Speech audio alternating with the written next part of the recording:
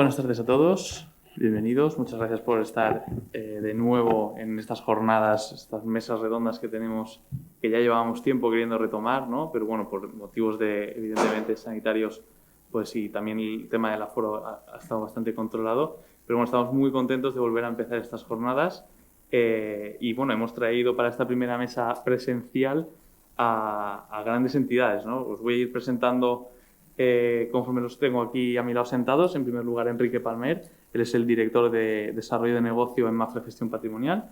Luego tenemos a Ismael, él es el Business Development Manager en M&G. Y por último, a Patricia López, ella es la directora de negocio y ventas en PREA. Encantados de compartir mesa con vosotros esta tarde. ¿Vale? Y para los que nos estéis siguiendo a través de las redes sociales, a través del streaming y también para recordar un poco a los que estamos aquí a nivel presencial, os quería recordar un poco qué es Zona Value, ¿no? Porque realmente hace ya mucho tiempo que no nos veíamos cara a cara y sí que me gustaría pues, aterrizar algunas ideas brevemente, sin quitaros mucho tiempo. Zona Value realmente lo que tratamos es de cubrir todas las necesidades que puede tener un inversor a la hora de invertir, desde la parte de formación hasta la parte de producto. En la parte de formación, pues a través de actividades como las de hoy, como todos los webinars que tenemos, ¿no? Que tenéis disponibles en nuestra televisión, cientos y cientos de horas de contenido formativo sobre mercados financieros e inversión. Y a través de la parte de producto, a través de nuestro marketplace de productos de inversión, en el que podéis encontrar productos como los que tenemos hoy aquí, que los podéis contratar con ventajas, ¿vale? Todos conoceréis, entiendo, cómo funciona la industria de los fondos de inversión. Y entonces a la hora de contratar esos productos a través de Zona Value, al ser socio de Zona Value, una parte de la retrocesión de esos productos se os devuelve, ¿no? Entonces podéis contratar ya sea la misma cartera o incluso todos los productos que podamos ofreceros, y si no están, pues nos lo podéis pedir con ventajas, ¿no?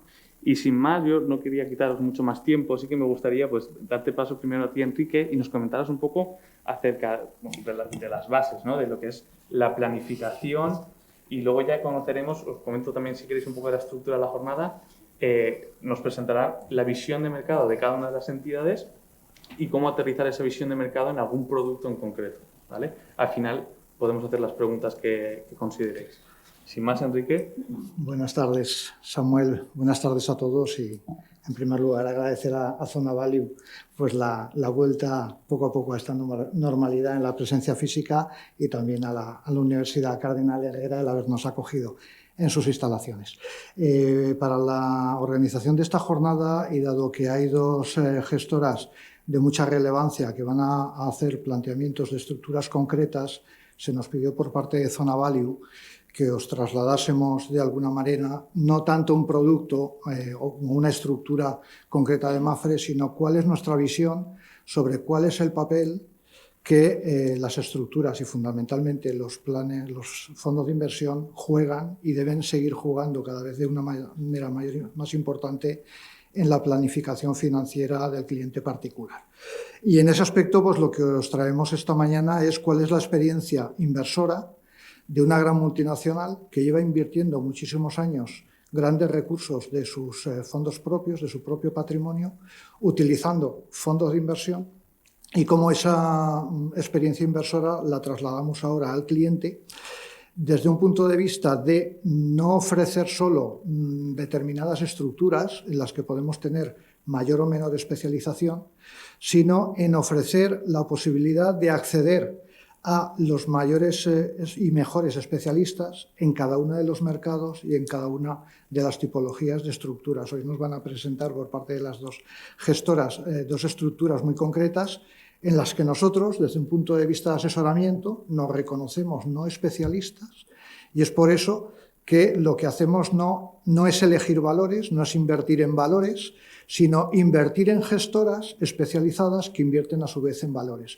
Y entendemos que bueno, esa experiencia en la que llevamos ya muchísimos años, más de 30, y en la que somos el primer inversor institucional de este país, pues puede ser bien aprovechada por el cliente retail. Y bueno, un poco para ir organizando lo que os queríamos comentar desde Mapfre Gestión Patrimonial, pues un poco la idea era trasladar preguntas en voz alta y cuál es nuestro pensamiento respecto de cada una de esas preguntas.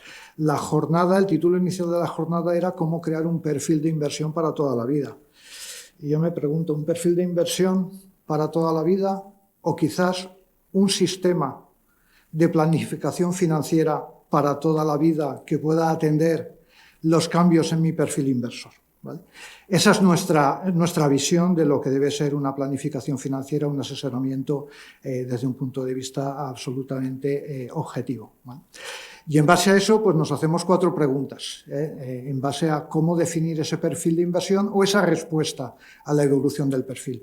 Y básicamente esas preguntas es cómo tomo mis decisiones, cómo el cliente español, el cliente particular, toma sus decisiones.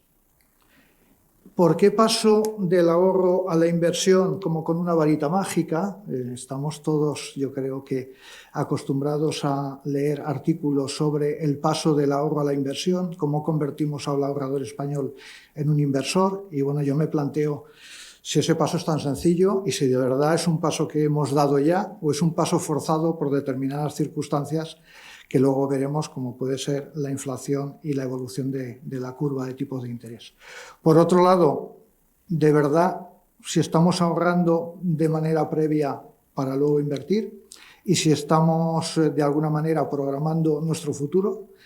Bueno, hay una frase que nosotros utilizamos de cara a nuestra exposición pública y es que el futuro es el sitio en el que, aquel lugar en el que vamos a pasar la mayor parte de nuestro tiempo. Y quizás no programamos suficientemente qué vamos a hacer en ese futuro. Y por último, analizar pues, si mi familia, si su familia, si nuestra familia tiene un plan. Y si tiene un plan financiero que le dé solución a sus necesidades. Desde el punto de vista de que ya les traslado la primera conclusión y conclusión fundamental, y es que para nosotros el producto fundamental por todas sus características, y luego veremos 2 ejemplos, para apoyar al cliente particular en la planificación financiera del ahorro y de la inversión de su familia es sin lugar a dudas los fondos de inversión. Bueno, ¿cómo tomo mis decisiones? ¿Cómo tomamos las decisiones los ahorradores? No voy a irme hoy a una teoría de sesgos y de comportamientos y de economía conductual que seguro que han oído infinidad de ocasiones. Pero sí que es cierto que como inversores particulares pues nos fijamos en determinadas cosas que hacemos de manera, digamos, automática, son automatismos, pero detrás de los que debiera haber un asesoramiento que en muchas ocasiones no hay y que el hecho de tener un asesoramiento y una planificación es lo que de verdad está diferenciando a un ahorrador tradicional de lo que queremos que sea un buen ahorrador y que se convierta en inversor. Y fundamentalmente aquello en lo que nos mueve es la garantía del principal, la garantía de nuestro ahorro y por lo tanto la obtención o el rechazo a la obtención de pérdidas, el obtener rentabilidades inferiores a las deseadas o a las esperadas, el que los resultados obtenidos se desvíen de nuestra previsión o perder la liquidez del dinero. ¿Cuántas veces a los que nos dedicamos al asesoramiento el cliente nos ha trasladado que quería cumplir 3 principios? Y era tener rentabilidad, no tener riesgo del principal y tener liquidez. Y el mercado durante muchísimo tiempo nos ha dado eso. Y era sencillo obtener eso. Y era sencillo obtener eso sin asesoramiento. Era sencillo obtener eso ni siquiera utilizando los fondos de inversión. Pero desde luego esta no es la situación que tenemos en este momento y esto es lo que ha llevado a que el ahorrador tradicional que no tenía necesidad de un asesoramiento ahora se ve impelido a pedir ayuda porque esas 3 principales características que le exigía a su inversión no se producen. Y por último, la exposición a los movimientos del mercado. Al final, si vemos la contrapartida profesional en el asesoramiento de 5 cosas innatas en nuestra toma de decisiones, estamos hablando de riesgo, estamos hablando de volatilidad, estamos hablando de horizontes temporales, estamos hablando de objetivos de rentabilidad y estamos hablando de estilos de gestión. Y eso sí es asesoramiento. Por lo tanto, nuestras decisiones previas no estaban tan alejadas de esto, pero no lo necesitábamos. Y ahora, ¿cómo tenemos que tomar mis decisiones? Hoy el riesgo no está en estos 5 puntos. Hoy el riesgo del ahorrador está en no saber lo que quiere o que no se cumplan sus objetivos deseados, cualquiera de ellos, por una inexistencia de planificación. Y por lo tanto, hoy lo que tenemos que trasladar y ayudar a hacer ese camino al asesor y al inversor retail es ubicar cuál es su situación financiera actual y la probable de futuro, cuáles son sus metas, definir horizontes temporales para cada uno de sus objetivos de ahorro o de inversión, qué riesgos está dispuesto a adoptar respecto de cada uno de esos objetivos y en base a todo ello si necesita asesoramiento y cuál puede ser el producto o la cesta de productos o la estructura de productos más adecuada en cada momento.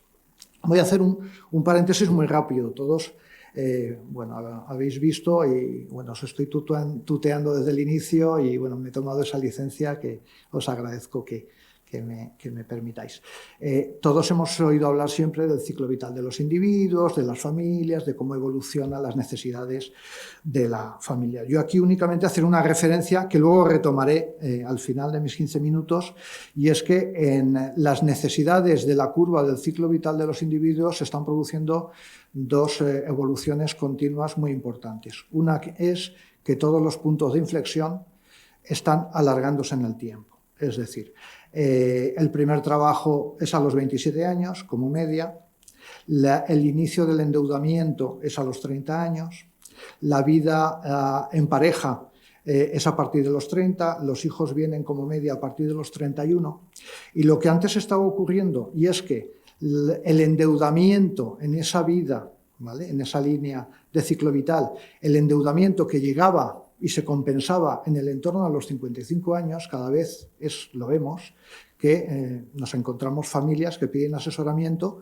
que tienen vencimientos de deuda, sobre todo sobre bienes inmuebles, vinculados a su edad de jubilación. Es decir, que ya están asumiendo como normal que en su ciclo vital van a estar endeudados hasta que lleguen a un ciclo ya de vida laboral pasiva. Y eso lo que les va a imposibilitar es generar el ahorro suficiente para programar la desinversión de su ahorro. Y ese es el segundo cambio. Tenemos que empezar a pensar no solo en la capitalización del ahorro y en su inversión, sino en cómo tendremos que descapitalizar después ese ahorro de manera que la vida de mi ciclo vital con la vida de mi ciclo financiero coincidan, y que mi ciclo financiero, es decir, el agotamiento de los recursos familiares, no llegue antes del final del ciclo vital. Y esto va a cambiar muchas cosas en el asesoramiento y en la elección de productos.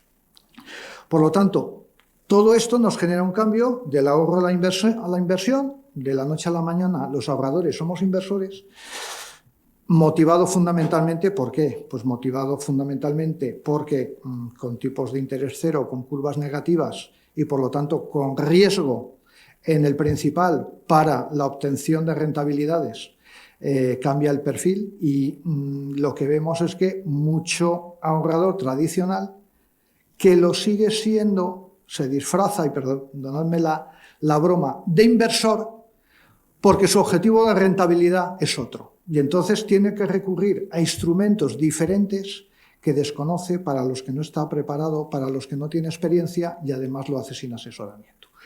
El otro día leía, y esto no es un texto mío, una definición de qué es un ahorrador y qué es un inversor. Y nos decía, no, el ahorrador es una persona que tiene un grado de aversión a riesgo alto y además no analiza sus necesidades futuras, solo puntualmente vigila sus carteras y además no adapta su cartera a los cambios y a sus necesidades.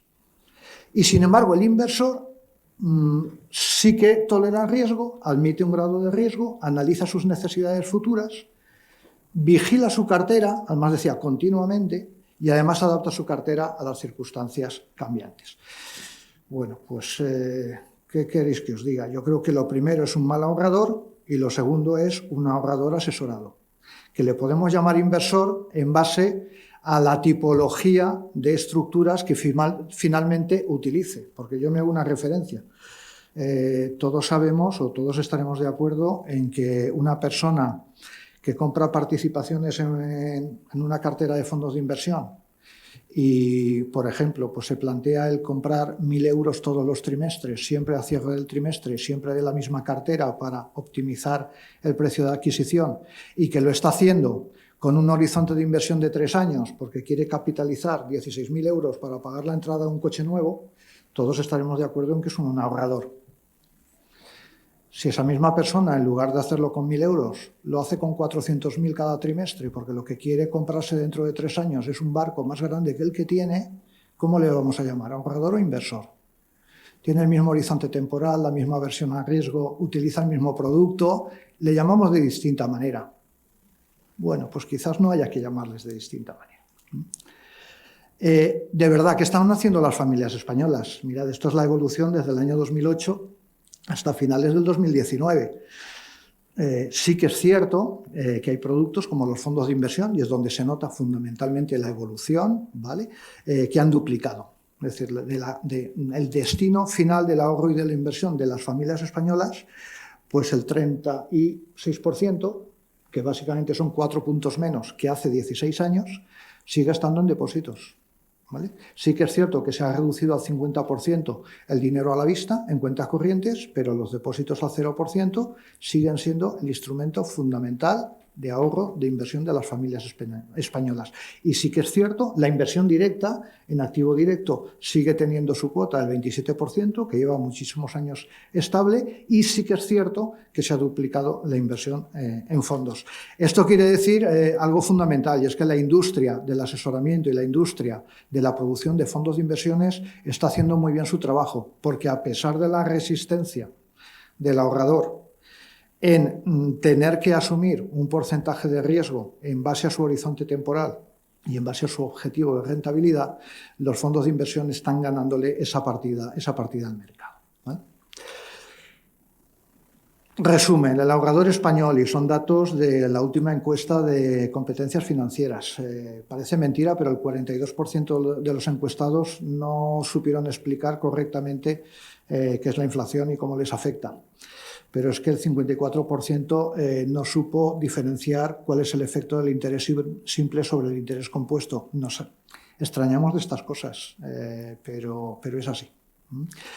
Y al hablar de diversificación, pues bueno, el 51% pues manifestaba conocerla poco, no utilizarla o no saber de verdad cuáles eran las ventajas de diversificar su capacidad de ahorro.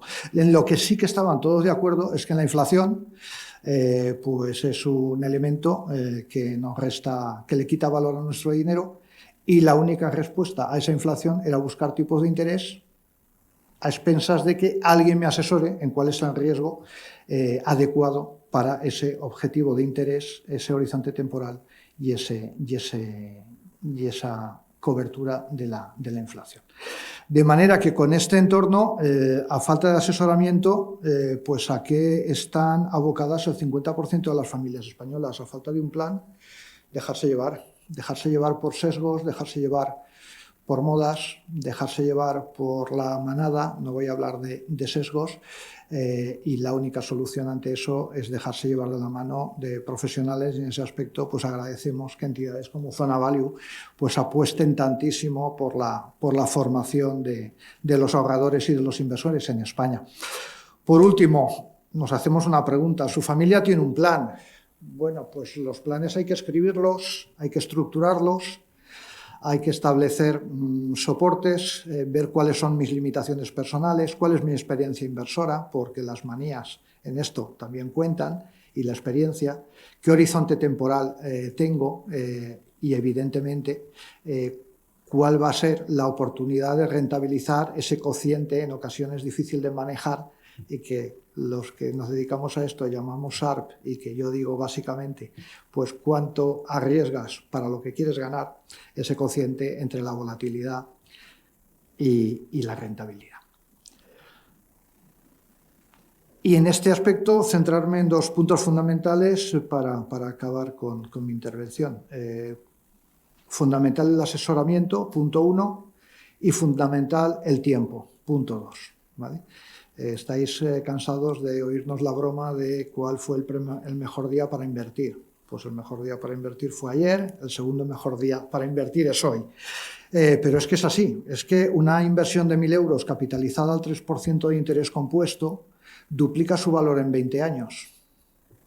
pero es que, perdón, en 25, pero es que en 40, en 15 años más, lo triplica. En 10 años más lo cuadruplica.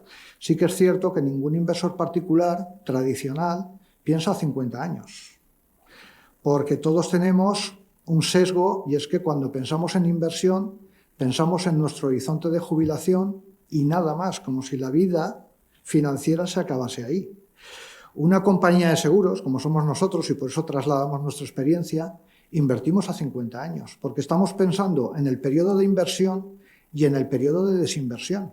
Y efectivamente hay inversores que tienen inversiones a 50 años, porque la persona que empezó a invertir con 35 años en un producto finalista de jubilación, a 30 años vista, y que luego tiene una expectativa de vida después de su jubilación de 22 años más, sin saberlo, está invirtiendo a 52 años. Pero no somos conscientes todavía de ese planteamiento. Por último, puntos fundamentales: el tiempo, el asesoramiento y, a partir de ahí, ¿qué instrumento elijo? ¿De acuerdo? En base a todos esos principios de actuación que tendremos que poner en común con el asesoramiento. Os explicamos cómo invertimos nosotros. Esto es un ejemplo también muy sencillo que parece absurdo, pero lo es, y es el efecto del tiempo y de la planificación. Una persona que entre los 25 y los 35 años ahorre mensualmente 100 euros a una capitalización del 6%, cuando se jubile, ahorrando solo de los 25 a los 35, tendrá 106.000 euros capitalizados. Si esa misma persona se espera empezar a ahorrar a los 35 y capitaliza y ahorra 100 euros al mes, no durante 10 años, sino durante 30, capitaliza menos que la persona anterior. Por lo tanto, el poder del interés compuesto es más que evidente. Y por último, ¿qué sistemática utilizamos nosotros para, junto con el asesorado, el cliente, ayudarle en la mejor toma de decisiones, teniendo en cuenta que nuestro principio de actuación es elegir a aquellos especialistas en cada mercado, en cada estructura, en cada valor, en cada producto? Punto número 1. El cliente se enfrenta a un horizonte de elección de más de 35.000 productos en este momento, absolutamente inmanejable, ni siquiera para nosotros. Nosotros establecemos varios filtros. Primer filtro, y que le proponemos a los clientes que nos sigan también en esa dinámica. Primer filtro, pues ese universo lo disminuimos en base a filtros de tamaño de producto, experiencia de producto y volumen de producto. ¿De acuerdo? Y también moneda, es decir, en qué monedas y en qué mercados queremos invertir nuestro dinero. Así es como actúa Mapfre con su balance y lo traslada también a los clientes, porque tanto en nuestros productos como en la elección de productos de terceros, lo que hacemos es ser coinversores de nuestros clientes. De manera que lo que le vamos a recomendar es en qué productos que no son de Mapfre, que son de otras gestoras, está invirtiendo Mapfre su dinero para que el cliente pueda aprovechar esa experiencia. Segundo filtro, hacemos un análisis cuantitativo. Evidentemente habrá que analizar y poner un filtro: rentabilidades, volatilidades, históricos, performance respecto de índices de referencia. Y por último, hacemos un análisis cuantitativo que centramos en 4 factores que les llamamos las 4 Ps, ¿vale? Uno es la filosofía, en español es con F, pero en inglés es con P.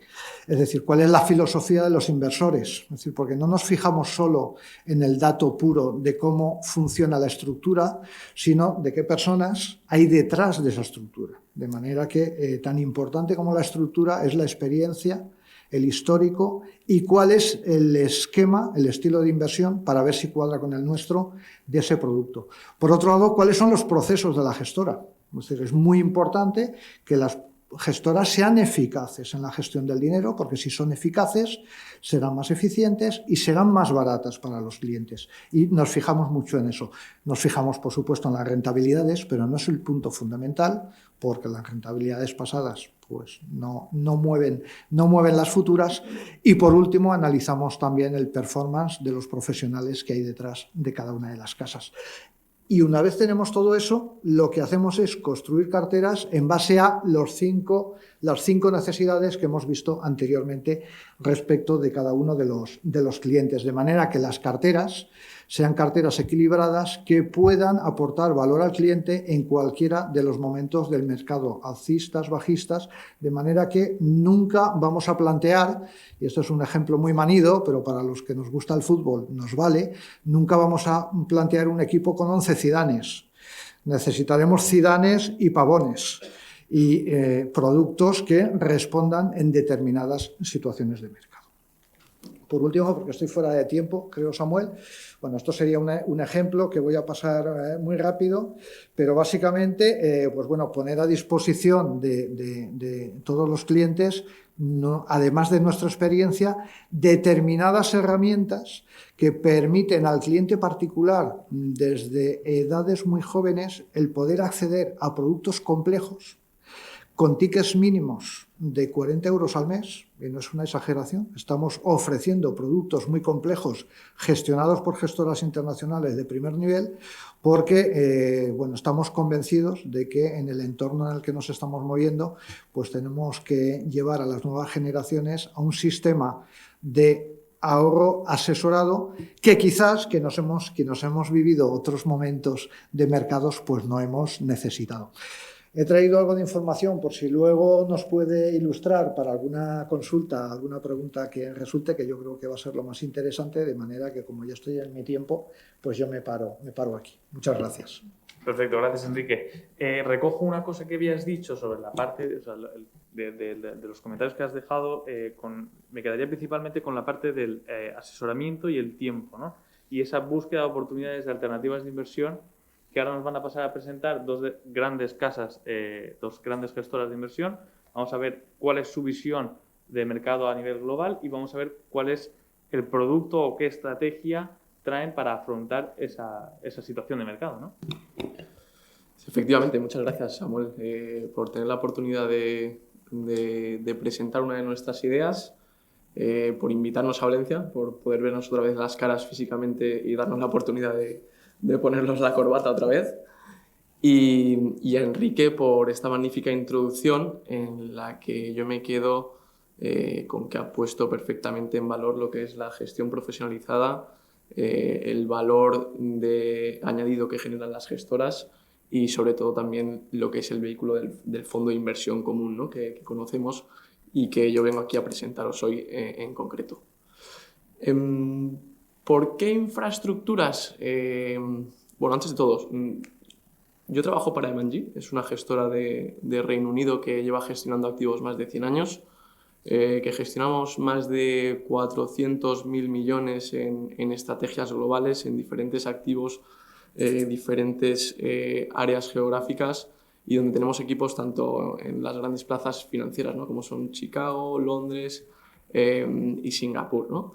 Entonces, dentro de toda esa gama o ese abanico de estrategias que nosotros tenemos, hoy quería presentaros o introduciros lo que es el mundo de las infraestructuras y cómo invertimos nosotros en ello. ¿Por qué he venido con infraestructuras? Pues porque a día de hoy, seguramente a vosotros, que tanto como a mí se nos trasladan ciertas dudas y ciertas incertidumbres, estamos viendo diferentes tensiones, ¿no? En los mercados, estamos viendo volatilidad en las últimas semanas y creemos que las infraestructuras pueden dar respuesta a varios de los retos que tenemos hoy en día por delante, ¿no? Uno de ellos, por ejemplo, es el que se me viene primero a la cabeza es la parte del crecimiento. Se prevé que vayamos a crecer este año a nivel global en torno a un 5,5% y un 4,5% para el año que viene, ¿no? Estamos viendo o estamos inmersos en una ralentización de ese crecimiento, sigue siendo crecimiento, pero nos estamos ralentizando y eso puede traer cierta volatilidad o cierta preocupación al inversor, ¿no? En segundo lugar, que es un tema que también ha comentado Enrique, es la inflación, ¿no? Y lo que supone la inflación para el inversor y cómo nos afecta directamente como inversores. Llevamos mucho tiempo con una inflación bastante baja, había unas tendencias que estaban de manera estructural afectando a esta inflación y en los últimos meses lo que lo que estamos viendo actualmente es que en Estados Unidos tengamos unas inflaciones actualmente en torno a un 4% y en Europa en torno a un 3,5%. Por lo tanto, es un factor que hay que tener en cuenta y que a través de las infraestructuras es una de las posibilidades que tenemos hoy en día para cubrirnos de este riesgo, ¿no? Y en tercer lugar, quería mencionar también los planes de expansión fiscal. Una de las medidas que han adoptado las instituciones públicas para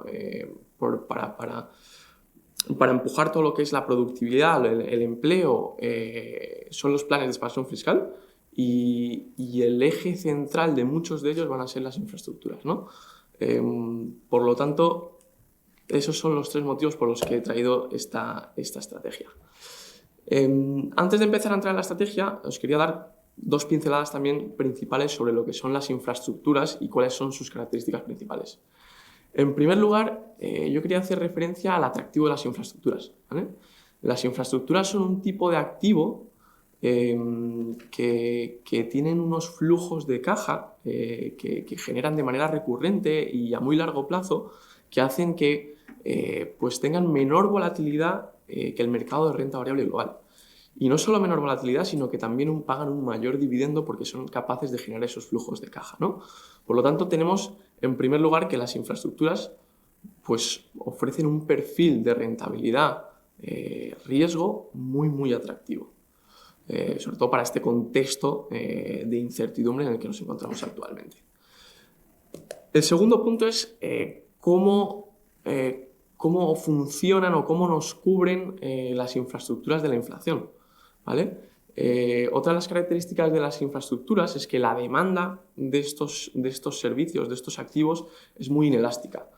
Cuando me refiero a que es muy inelástica, me refiero a que independientemente de que llueva o haga sol o haya incertidumbre, haya problemas en el mundo, nosotros vamos a seguir encendiendo la luz, vamos a seguir moviéndonos, vamos a seguir circulando, vamos a seguir viajándonos, excepto que tengamos un contexto como el que hemos tenido hace un año y medio, del que no teníamos precedentes y del que es imposible escapar independientemente de que inviertas en infraestructuras o no, ¿no?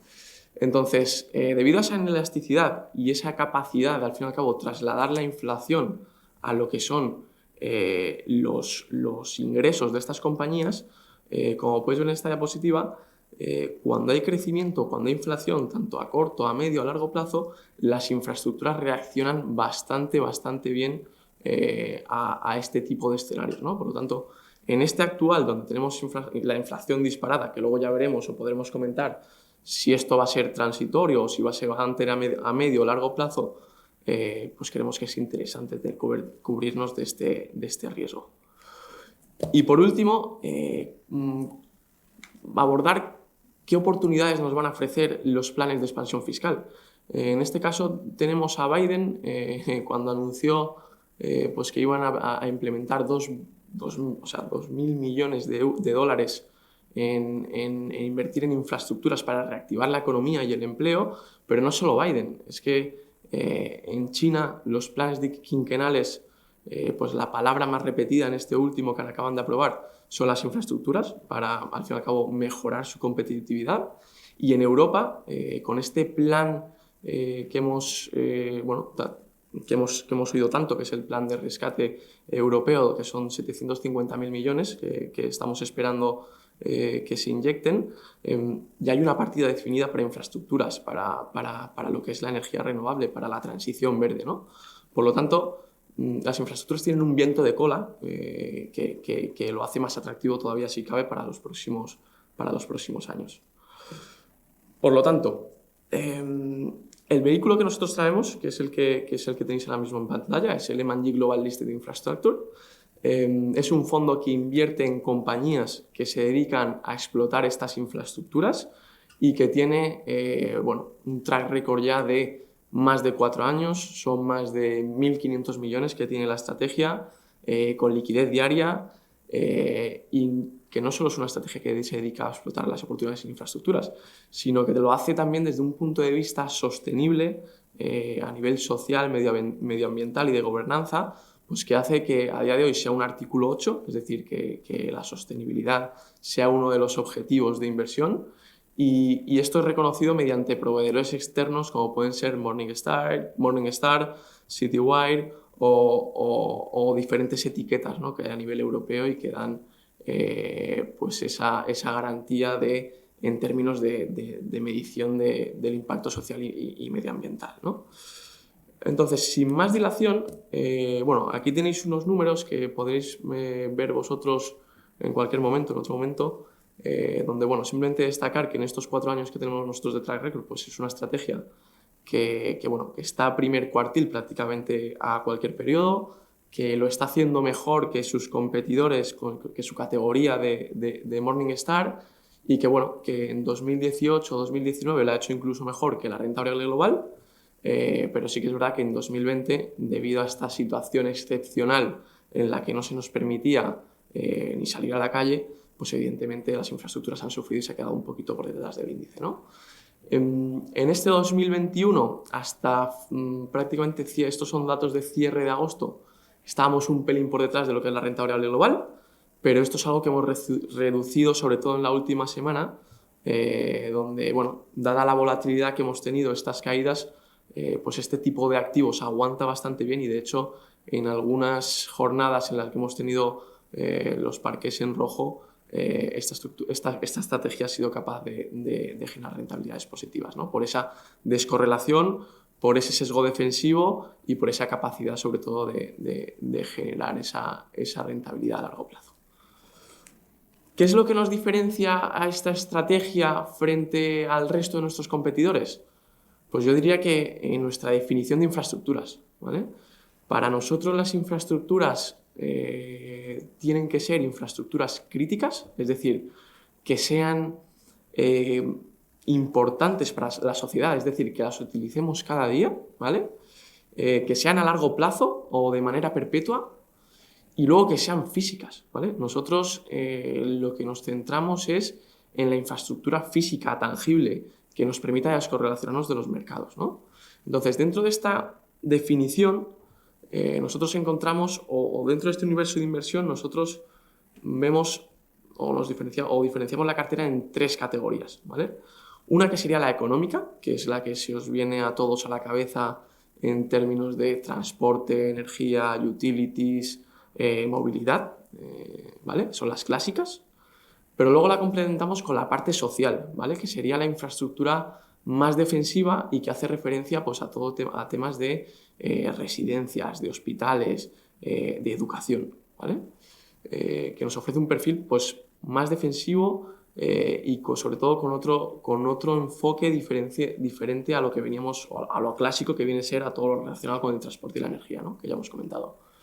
Y por último tenemos la evolutiva, que es, por así decirlo, la parte más excitante de la cartera, que es la parte de mayor crecimiento y que hace referencia pues, a empresas que se dedican a explotar pues, temas de 5G, telecomunicaciones, sistemas de pago, incluso almacenamiento de datos en la nube, ¿vale? El tener estas 3 categorías a nosotros lo que nos permite es gestionar la cartera o movernos en función del escenario que tengamos macroeconómico, ¿no? o en función del mercado que tengamos, ¿no? Entonces, en un contexto de movilidad reducida donde la parte económica sufrió mucho, como puede ser marzo de 2020, pues la parte evolutiva nos servía a nosotros de diversificador, ¿vale?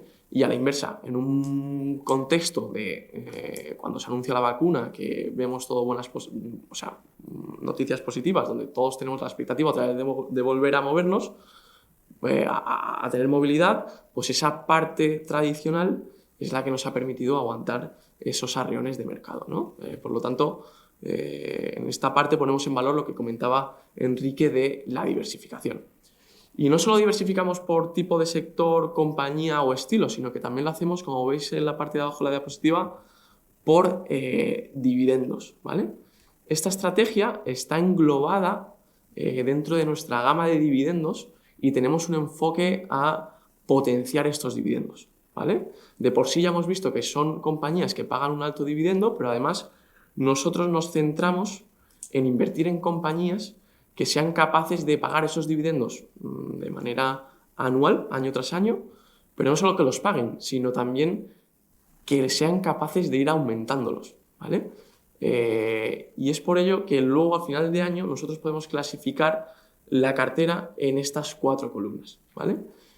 Aquí lo que estamos viendo son los nombres que tenemos en cartera y cómo han evolucionado sus dividendos de manera, o sea, cómo han evolucionado sus dividendos respecto al año pasado, ¿vale? Por lo tanto, tenemos la columna de la izquierda donde tenemos 7 u 8 compañías que han estado que este año ya han pagado un dividendo por encima del 10%.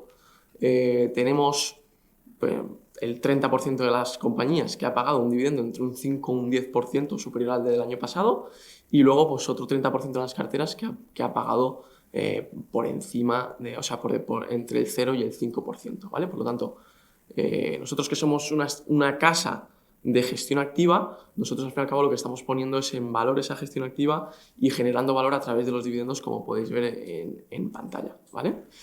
De hecho, un dato que me gustaría que os quedarais, con la cartera que tenemos actualmente, el dividendo estimado a 12 meses es de un 3,8%.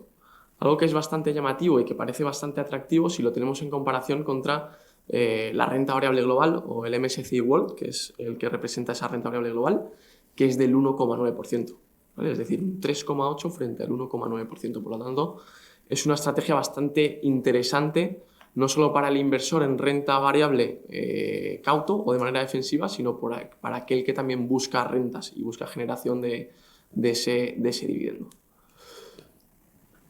Otro punto de vista a la hora de ver estas infraestructuras, y ya esta creo que es la última diapositiva, es que a través de las infraestructuras nosotros podemos jugar diferentes megatendencias, ¿vale? En los últimos años hemos visto un boom de esas estrategias que invierten en temáticas, en macrotemáticas, y en este caso lo hacemos, pero desde el punto de vista físico, ¿vale? De la infraestructura física.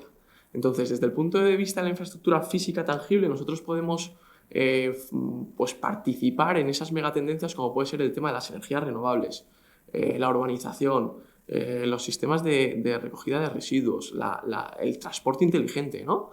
Y para poneros algún ejemplo de lo que hacemos nosotros en cartera, se me viene a la cabeza, por ejemplo, el nombre de Equinix, ¿vale? Que a lo mejor no suena, pero os cuento que Equinix es una compañía estadounidense que se dedica a construir naves industriales que rellena de ordenadores y que con esos ordenadores lo que hace es generar capacidad en la nube que luego vende a compañías como Microsoft o como Facebook, ¿vale? Por lo tanto, es esa forma de jugar esa temática de almacenamiento en la nube, pero desde el punto de vista físico. Y otro nombre que se me viene a la cabeza, ¿no? Por ejemplo, Crown's Castle, ¿vale? Crown's Castle es una compañía que se dedica a instalar torres de telecomunicación para que nosotros podamos tener pues, nuestro 5G en nuestro iPhone o en nuestro Samsung, ¿no? Entonces, es una forma de jugar esas megatendencias de una manera descorrelacionada, ¿vale? Y a modo resumen ya, al fin y al cabo en este fondo lo que tenemos es un enfoque moderno y diferenciador sobre lo que son las infraestructuras, con un sesgo sostenible medioambiental a nivel social y de gobernanza muy importante, como hemos visto al principio, y luego que también resaltar, ¿no?, esa parte de crecimiento que nosotros vamos buscando. Es decir, que dentro de que sea un activo defensivo o aburrido, como podamos ver, con nuestro sesgo de dividendos, al fin y al cabo nosotros lo que estamos haciendo es potenciar ese crecimiento, ¿no?, que no solo nos viene dado por la parte de temática, sino por la parte de generación de beneficios a través de los dividendos. Y por último, pues es una estrategia al fin y al cabo que nos permite pues, aprovechar todos estos vientos de cola, ¿no?, que tenemos actualmente y que se van a implementar a lo largo del tiempo a través de estos planes de expansión fiscal que vamos a ver pues, en todas las áreas desarrolladas. Y hasta aquí es lo que yo tenía preparado. Luego, si queréis que abordemos algo en particular o alguna pregunta más específica, encantados de solucionaros cualquier duda. Pues perfecto, Ismael, muchas gracias. Luego, vamos, no te quiero preguntar porque, claro, invertir en la luz ahora es un chollo, ¿no? Si tienes infraestructuras de eso, tiene que ser una bomba. Me quedaría con principalmente ideas que has cogido, ¿no?, que has comentado mucho, lo de la descorrelación, con un sesgo defensivo, pero con capacidad de generar rentabilidad a largo plazo a través de la estrategia esta con dividendos, ¿no? Creo que es una estrategia bastante interesante. Y en tu caso, Patricia, no sé si nos puedes comentar un poco cuál es la visión vuestra desde TREA y qué producto, qué estrategia, o sea, a través de qué producto hacéis frente a esta estrategia de mercado. Fenomenal. Muchísimas gracias. Bueno, en primer lugar, muchas gracias a Zona Value por invitar a TREA al evento de esta tarde.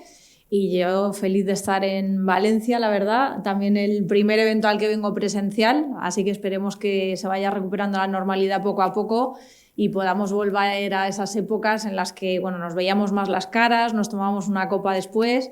Así que nada, encantada de estar aquí. Os voy a dar dos pinceladas de TREA para el que no nos conozca.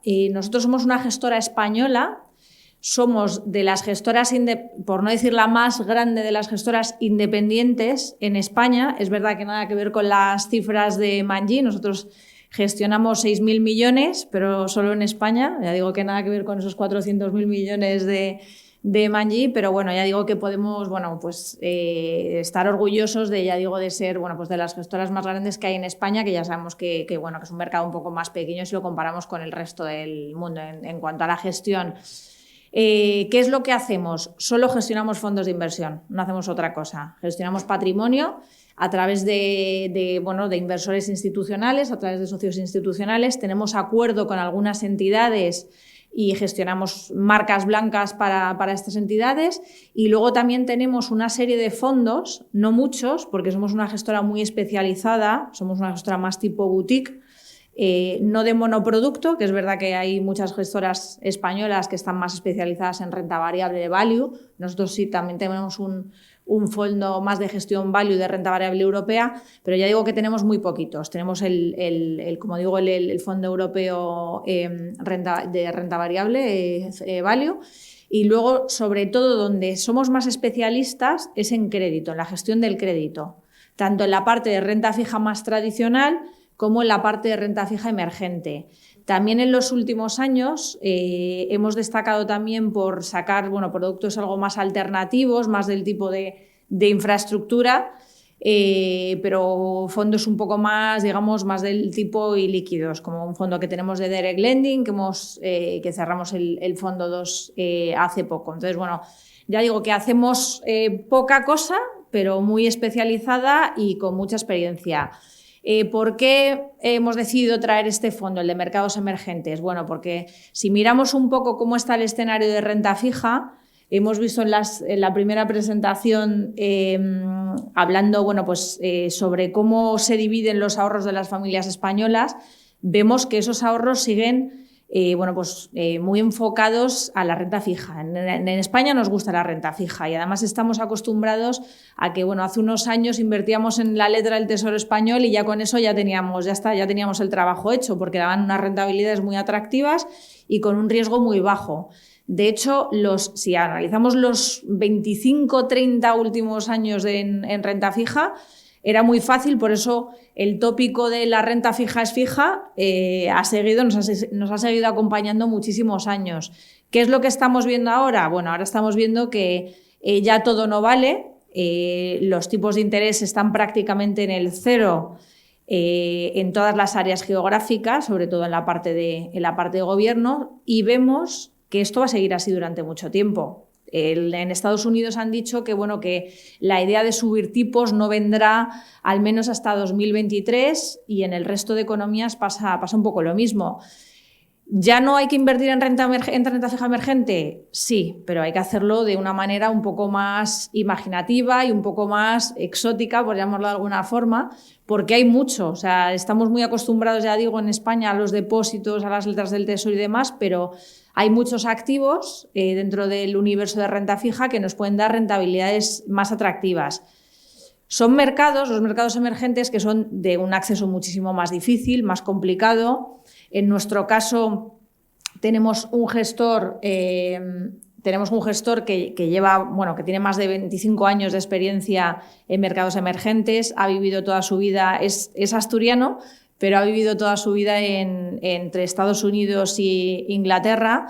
y ya digo, bueno, pues que ha estado muy metido tanto en el tema de Estados Unidos, que está siempre bastante correlacionado con los mercados emergentes, como las mesas de mercados emergentes. ¿Y por qué? ¿Por qué invertir en mercados emergentes? Da miedo. O sea, al final estamos hablando de economías mucho más complicadas que las desarrolladas, con una volatilidad más grande, nos generan incertidumbre. Además, cada vez que pasa algo en el mercado con alguna economía emergente, pues asusta mucho. Nos pensamos que va a haber un contagio masivo al resto de economías, como lo que hemos estado viendo últimamente con el mercado inmobiliario chino, sobre todo con la situación de Evergrande y algunas otras compañías que han estado dando problemas grandes. Pero al final son economías que están creciendo, crecen a un ritmo superior a esos mercados desarrollados y que ya se comportan de una forma mucho más estable de lo que estábamos antes acostumbrados. Hay varias formas de entrar en mercados emergentes. Ya, como sabéis, se puede entrar a partir de la renta variable, que es bastante más volátil. Y luego en la renta fija, digamos que hay tres tipos de inversiones. Una sería invertir en deuda soberana, en el local, en deuda local, es decir, comprar directamente el bono del gobierno emitido en la divisa del país. También se puede comprar esa misma deuda emitida de los países emergentes en hard currency o moneda fuerte, es decir, en euro o en dólar.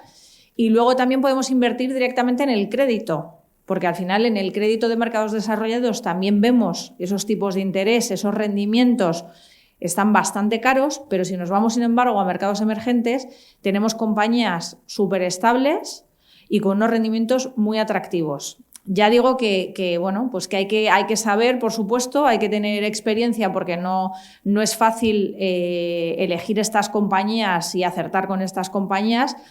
Y por eso, pues yo creo que en TREA, ya digo que hacemos pocas cosas, y esta es una de las cosas que yo creo que hacemos muy bien.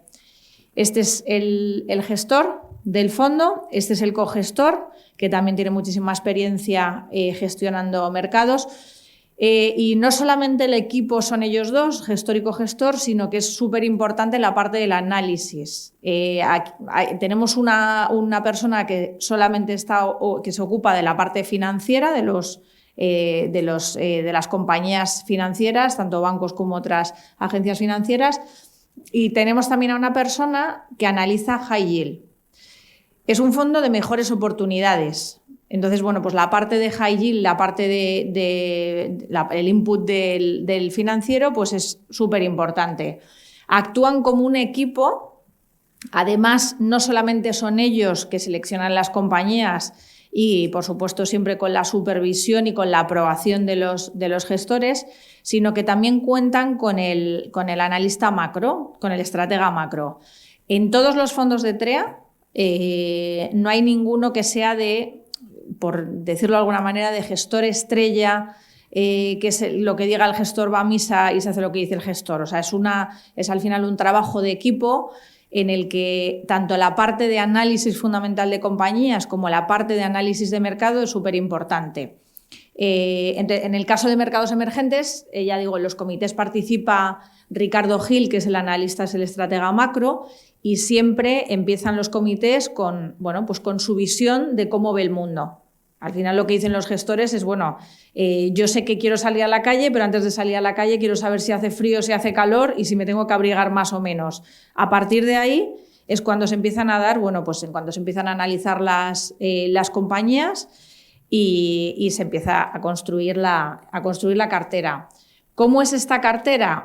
Es una cartera, es difícil de explicar este tipo de fondos porque es una cartera de alta convicción. Entonces, no es que tenga un proceso, digamos, muy detallado y muy mecánico. Es un fondo de mejores oportunidades. Los mercados emergentes son activos que son, ya sabéis que está el área de Latinoamérica, está el área de Europa del Este, está el área de África, está el área de Asia. O sea, hay muchísimos países, hay muchos activos y muy diferentes entre ellos. O sea, no vale todo. Hemos visto en los últimos años posicionamientos excesivos de los fondos de mercados emergentes en China. Nosotros, por ejemplo, no teníamos China desde hace tiempo. Al gestor no le gustaba China por varias razones. Una de ellas por el mercado inmobiliario. Y entonces, si veis la cartera del fondo, vais a ver que no ha habido ninguna, que no ha tenido ninguna de estas compañías del sector inmobiliario chino. Tampoco ha tenido financieras, porque tampoco le gusta el sector financiero chino. Entonces, bueno, la ventaja y la desventaja que el que esté en este fondo va a ver que no es un fondo que siga el índice de referencia y que haga lo que hace el índice de referencia, o lo que hacen a lo mejor más los ETFs o los fondos de gestión pasiva. Y es un poco dar esa confianza al gestor, que la verdad que ha demostrado que esa selección la hace muy bien. Y de hecho, ha sido ajeno a estos movimientos últimos de mercado con acciones y con compañías tipo Evergrande, que ya digo que no la tenía en cartera. Entonces, ya digo, el gestor lo que hace es coger todas las compañías de mercados emergentes, de las áreas que le gustan y que también discute con el macro donde hay mayores oportunidades, y en base a eso empieza a seleccionar las compañías de cada uno de los países. Como digo, es una cartera concentrada, es una cartera que tampoco no tiene, digamos, como estamos acostumbrados a ver también en otros fondos emergentes, que vemos que tienen pues, más de 200 compañías, que son fondos muy grandes y con una alta diversificación. Es verdad que el fondo está diversificado, suele tener entre 50 a 80 nombres. Ya digo que bastante diversificado tanto por sector como por país. Pero ya digo que la cartera suele ser concentrada. Están encontrando bastantes oportunidades, sobre todo, ya digo, en el sector de high yield. No se limita en cuanto a qué tipo de deuda tiene que meter en cartera. O sea, es decir, aunque históricamente ha estado mucho más concentrado en crédito y sobre todo en la parte de high yield, también puede tener, si le gusta la deuda soberana, también puede tener deuda soberana, aunque ya digo que en los últimos años esos tipos de interés excesivamente bajos también han afectado a los mercados emergentes y los países emergentes también han tenido estos tipos muy bajos. Entonces, por eso, pues lleva unos años mucho más centrada en la parte de crédito, sobre todo en la parte de high yield. Aquí tenéis unos datos del fondo, veis que la parte de high yield que ocupa ahora mismo la cartera es del 64%. Entonces, es un fondo con una volatilidad, digamos, sería un intermedio entre la renta variable y la renta fija, porque sí que es verdad que va a tener más volatilidad que un fondo un fondo algo más indexado o un fondo más enfocado en soberanos emergentes, pero veis que, por supuesto, no tiene una volatilidad ni la mitad que lo que puede tener un fondo de renta variable emergente. Así que yo diría que es un paso intermedio. En cuanto a rentabilidad, aquí la tenéis. En los últimos 3 años, la rentabilidad anualizada ha sido el 6,98%. Y cuando ha destacado, la verdad, este fondo con respecto a los índices de referencia, como veis, es sobre todo en el último año, que ha superado con creces a los índices de referencia. Incluso desde que cayó Evergrande, también ha caído algo el fondo, en torno al 1,5% desde que Evergrande empezó a tener problemas, solamente por el tema contagio, porque ya digo que no tenía absolutamente nada en el sector inmobiliario chino. La TIR, como veis, es del 4,73%. Eso significa que la posibilidad que tiene el fondo de generar rentabilidad es bastante alta y bastante superior a otros activos de renta fija. Entonces, me quedo con la idea y lo que os quería transmitir sobre todo es que, aunque es verdad que en los últimos años la renta fija no ha sido muy atractiva y al final lo que siempre hemos recomendado en las casas es estar en activos de algo más de riesgo, como por ejemplo en la renta variable. Para la renta fija, para la parte de la cartera que queramos enfocar en la renta fija, ya digo que hay que ser un poco más imaginativo, irnos a mercados un poco más complicados, donde todavía encontramos rendimientos súper atractivos y nada que ver con los rendimientos que podemos encontrar, por ejemplo, en el mercado corporativo europeo. Y nada más. No sé si tenéis alguna pregunta o... Yo, por resumir, me quedaría Sí. con la idea que has dejado, que es un fondo de las mejores oportunidades. O sea, que al final lo que tratáis de seleccionar son las mejores oportunidades de emisiones en esos países emergentes. Me parece algo que verdaderamente interesante. De hecho, luego si me puedes mandar la información, me gustaría Por revisarlo. supuesto. No sé si tenéis alguna pregunta. Yo sí que quería plantear alguna duda mientras le dais una vuelta a una de las cosas que han comentado. En tu caso, Enrique, nos hemos quedado justo antes, al final de ver ese último caso, esas últimas diapositivas. No sé si podríamos retomar a ello, sobre el plan que tenéis, ¿no? Que es un vehículo, no sé si es Programa Tu Futuro, ¿es el nombre que recibe?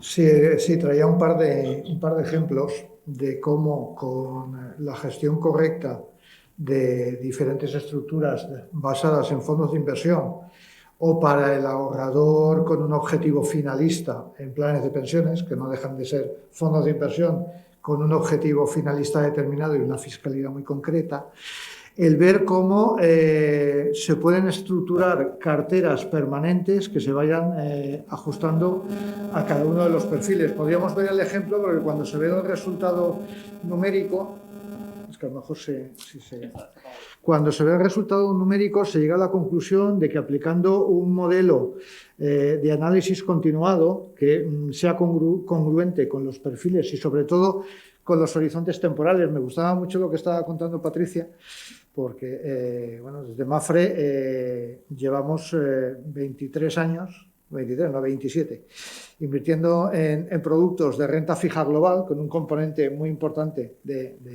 emergentes y con unas ratios de rentabilidad continuada en los entornos que Patricia nos comentaba. Ese es un activo poco conocido. Y ese es un activo que nosotros utilizamos en muchas ocasiones como soporte de inversiones a larguísimo plazo en nuestros clientes sin que ellos en realidad sean conscientes de eso. Entonces, os podría enseñar una diapo muy rápida para un poco ubicar en rentabilidades y en horizontes temporales de qué estamos hablando. Nosotros, por ejemplo, mientras voy a la diapo, pues hacer un planteamiento para que conozcáis nuestra forma de inversión. Por ejemplo, nosotros estamos invirtiendo en renta fija, somos el primer inversor institucional español en renta fija, por delante de la gran banca, porque la legislación en materia de balances y de riesgos y de cobertura de riesgos de las compañías aseguradoras nos ha exigido tradicionalmente tener una importante inversión en renta fija. Pero, por ejemplo, estamos invirtiendo en duraciones medias en el entorno de 8 años, Patricia, es decir, mucho más de lo que un inversor tradicional está buscando, ¿vale? Y utilizando 3 palancas de inversión. 1, las divisas. 2, el horizonte temporal. Y 3, el rating de los emisores. Entonces, estoy absolutamente de acuerdo en lo que ha comentado, que es una herramienta que nosotros utilizamos. Este es un programa que le llamamos Programa Tu Futuro, que lo tenemos tanto para un horizonte finalista vinculado a la prestación de jubilación y con un horizonte determinado, o que lo tenemos soportado en fondos de inversión en base a otros objetivos. Como no tengo las gafas puestas, pues prácticamente no os lo puedo decir, yo me imagino que lo veréis vosotros mejor, pero bueno, como lo vais a tener disponible, lo que os quiero plantear es que si veis cómo estamos trabajando 3 perfiles de cliente distinto, ¿vale? Conservador, moderado y arriesgado, en 5 horizontes temporales diferentes y trabajando con una cartera de 10 fondos, que lo que hacemos es ir haciendo una gestión activa de esos 10 fondos en base al horizonte temporal y a los cambios anuales que el perfil de riesgo de cada cliente nos pueda generar, lo que podéis llevar es que hay casi una relación matemática exacta entre horizonte temporal y perfil de riesgo, de manera que en todos los tramos de edad, por lo tanto en todos los horizontes temporales y en todos los perfiles de riesgo, hay un orden perfectamente definido de cuál es la rentabilidad de más a menos en el horizonte temporal y en el perfil de riesgo. De manera que trabajando con carteras de fondos de inversión y definiendo perfiles, podemos, evidentemente, dentro de esa rentabilidad no vamos a poder garantizar cuál es la rentabilidad de cada uno de los perfiles. Pero lo que sí que vamos a poder garantizar es que cada uno de los perfiles va a ser congruente con el riesgo que asume y con su horizonte temporal. Eso es un ejercicio que son datos reales de históricos de los últimos 5 años, que es el tiempo que venimos trabajando con estas estructuras, que están basadas en fondos de Mapfre o en fondos de otras gestoras, tanto nacionales como internacionales. Y en ese aspecto, pues confirmar y comentar que dentro de estas estructuras, bueno, pues una parte importante de nuestra inversión, de la inversión corporativa de Mapfre en este momento y también de estos productos, está precisamente en infraestructuras y está en renta fija global, con lo cual no puedo estar más de acuerdo con lo que Patricia e Ismael nos han contado. No sé si por parte del público tenéis alguna pregunta para los ponentes de hoy. Si no, sí que me gustaría en un minuto resumen de las ideas principales que habéis presentado esta tarde. No sé si nos podrías empezar tú, Ismael. Sí, bueno, al fin y al cabo, en un minuto, pues yo lo que os comentaría sobre esta estrategia es, al fin y al cabo, es una solución para aquellos inversores que deseen bueno, que sus carteras capitalicen al ritmo de la renta variable, pero con un sesgo defensivo, es decir, con un sesgo que tiene una volatilidad, al fin y al cabo un activo que tiene una volatilidad menor que lo que es el mercado de renta variable global, con un dividendo mayor y desde el punto de vista que gestiona M&G, que al fin y al cabo pone el foco no solo en la generación o en la potenciación del dividendo, sino también en la diversificación dentro de lo que son las megatendencias a través de la infraestructura. Y en vuestro caso, Patricia, aunque lo hemos oído hace nada, pero si nos puedes dar un titular, ¿no? Sí, exacto. Que se queden con la idea, ¿no? Sí, bueno, pues yo reiteraría la parte de, bueno, pues que España somos un país en el que las carteras tienen un posicionamiento muy grande en renta fija y que si queremos seguir teniendo renta fija en las carteras, hay que ser, ya digo, algo bueno, un poco más imaginativo y ir de la mano, por supuesto, de expertos, porque son mercados que no conocemos tan bien como los mercados de renta fija tradicional, a mercados emergentes. Mercados emergentes de mejores ideas. Este fondo que os he presentado es un fondo de mejores ideas dentro de lo grande que es mercados emergentes.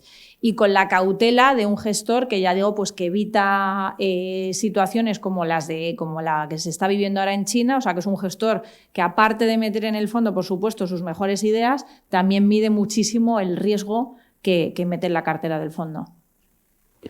Pues sin más, agradeceros a todos vosotros vuestra asistencia esta tarde, agradecer a los ponentes que nos han acompañado y esperamos que este sea el primero de muchos eventos presenciales que podamos volver a ir retomando. Muchas gracias.